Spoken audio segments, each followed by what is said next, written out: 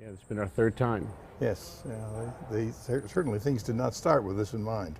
No, They no. didn't. They started as a more or less practical event, which was still a very lavish and very beautiful one, and by which I mean the performance of the Requiem as a Requiem itself for Yeah, and for a Max's family family, member. and we and out of this, the quality of that, out of the evident quality of it to everyone that was there, these projects begin to grow. Right. And Grow each time. I mean, Yeah. I remember distinctly at the end, the second concert was the Requiem again, Yeah, and the Te Deum, and because the Te Deum is a powerful piece. I mean, and it takes with a very a larger orchestra and much more brass. And I think some of the people who just wandered into that event and had no idea what Bruckner was or what his music sounded like must have come out of there somewhat stunned. Because, and I mean, I even kind of walked out of there a little stunned. It was an astounding performance. I think Bruckner's a good choice in a sense because the buildings here and the traditions of the people here are, in a strange way, I think more consistent with his life than they are, or most of the places around the world. And when I see the interiors of these churches, I'm reminded of the churches in Austria and in Vienna, and it isn't that look the same. It's just, but the same mentality seems to be there, and it's just a kind of a devotion and a kind of a seriousness of life. And Bruckner fits right into this in a way that a more secular composer like Brahms would not fit.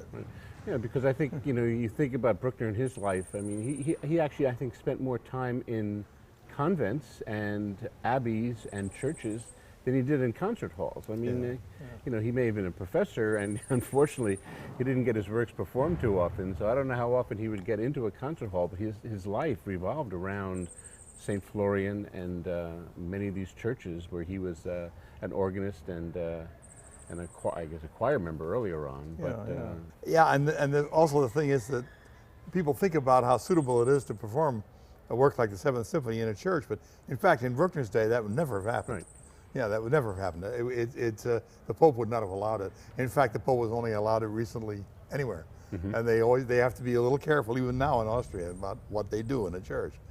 And it's and yet the acoustic and the warmth of the sound of this church and of this church where I heard Bruckner done last year in Bavaria are very appropriate to the music. Mm-hmm.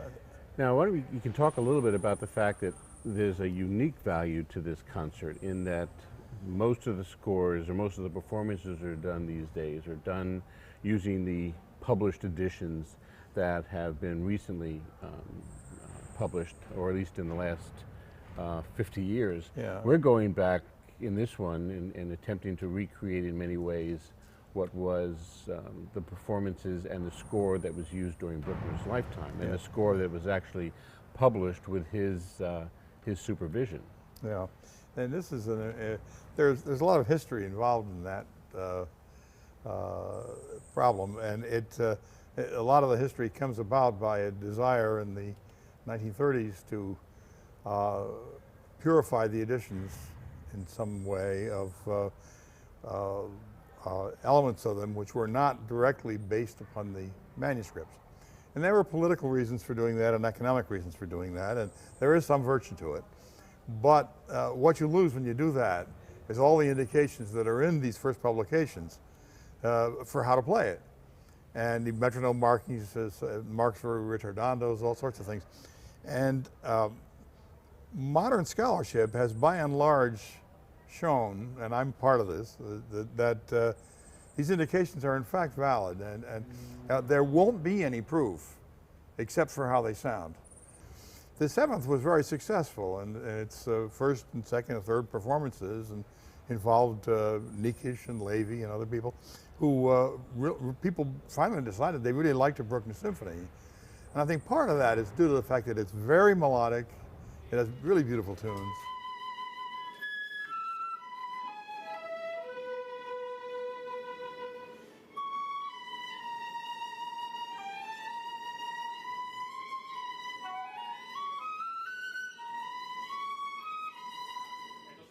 The structures of the first three movements are very simple, and while the finale structure is not simple, the music itself is so charming that you don't mind, even if you don't quite understand it at first. And in fact, some people come back to it after 20, 30 years and they still don't understand it, but they certainly do love it. But what the following Bruckner's original intentions, as in these first published scores, has two effects on the symphony, maybe more than that, but two major ones.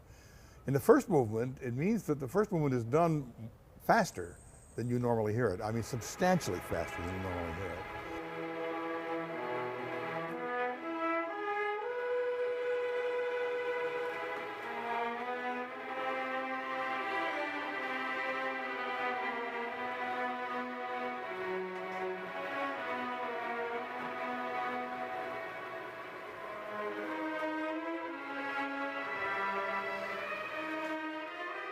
And one might ask why a tradition ever grew up not to play that fast, and that is because the publication starting in 1944 didn't have the tempo indication in it.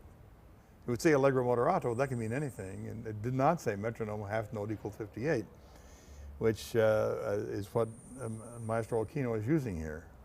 And a Bruckner melody can be beautiful at any speed. And the melody at the beginning of the 7th Symphony is very lovely. So why don't another thing that's happening here, because, I mean, this is a small country, and they haven't played, well, in fact, this is the first time a Bruckner symphony has ever been performed in the Dominican Republic. So getting the instruments and getting the musicians together to play a piece of this size has been a bit of a challenge, and one in particular are the tubas, and so maybe you want to discuss that a little bit, huh? Yeah, this is always a problem with a group that doesn't play Bruckner every week, and the Wagner tubas are instruments which are in a sense invented by Richard Wagner, and I was very concerned because the Wagner tuba it can get pretty loud, but it's not really very loud. It's very rich and it has a very good harmonic development. The sax horns, the tenor tubas, do not have a good harmonic development. They're very warm and they can be extremely loud. And so I was concerned. I told Darwin, please don't make them too loud. I mean, do something here. Well, nobody could have prepared me for the effect that I heard when I came down here yesterday and I heard these instruments playing, because these kids, these youngsters who did this, got the whole thing exactly right. And it was a beautiful, beautiful sound. You know that it's not the Wagner tubas, because as I say, the harmonic development isn't there. But what they do have is a beautiful richness, and I have to say also, they play better in tune than most Wagner tubas do, quite a bit better in tune. And this richness, this velvety, lovely sound, it's not quite the same, but it's nowhere near as bad as playing Bach on the piano instead of the harpsichord. It's nothing like as bad as that. And in fact, we have to lie back and enjoy this lovely sound and enjoy the very excellent work that Darwin has done with these excellent young players. Mm-hmm. We're very grateful, and it just sounds beautiful. And honestly, I've heard Wagner tubans playing these parts don't sound nearly as good. Tomorrow we're going to be hearing a very honest performance, which, following the tempo indications, all makes sense, but the theme is fast. You'll like it fast. It's beautiful fast. What's nice here too is the fact that very often when if you're dealing with conductors who perform this work a lot, they have it in their head in a certain way. No. And it's sort of like trying to bend a steel rod when it's time to try something new. What's nice here is that Darwin Aquino is being very cooperative and working with you, understanding what it is we're trying to do, and is in a few times I thought was kind of funny in that while he was performing in the rehearsal, the orchestra members would be looking at him, but once or twice he kind of glanced over and looked at you. Yes. So there was this sort of, is everything going right here? And very quick, soon afterwards, conversations to go over some notes about tempos and that. And that's it's good because it's allowing us, because of his cooperation and flexibility, to hear a performance that you very rarely hear.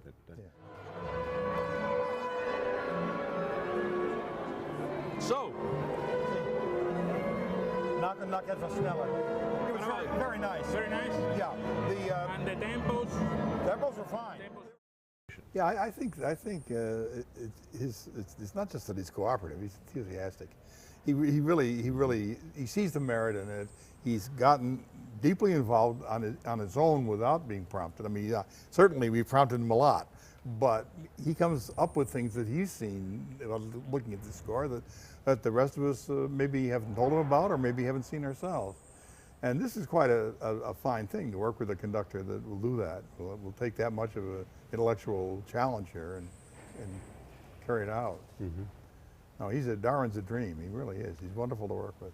So, so far everything sounds good and very Sure. promising. So we're Does looking indeed. forward to a great Yeah. concert tomorrow.